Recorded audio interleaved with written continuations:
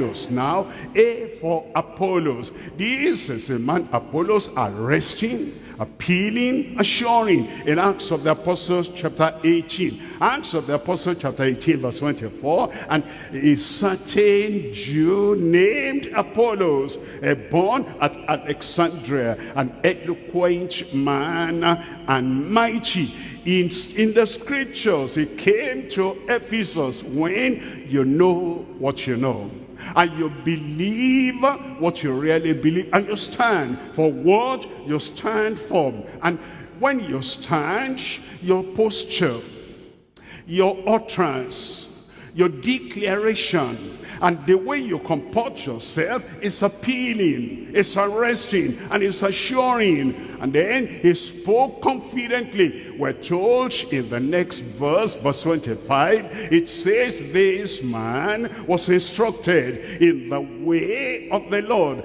and being fervent.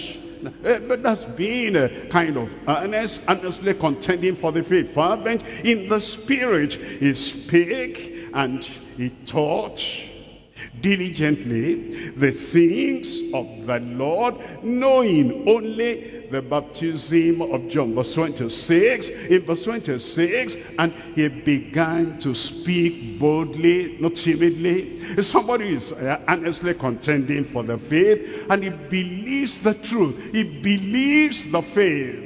He talks confidently. You're talking to people who may not believe that Jesus only is our salvation, Jesus only is the message, and Jesus is a sanctifier, and Jesus only is a healer, and Jesus only is a power, and he is the coming king. Even though they never had that before, you say that confidently and boldly, like this Apollos were told, whom when Aquila and Priscilla had heard, they took him unto them, and they expounded unto him the way of God more perfectly. Even though he was bold, even though he was arresting in his utterance, he didn't act like brother know-it-all.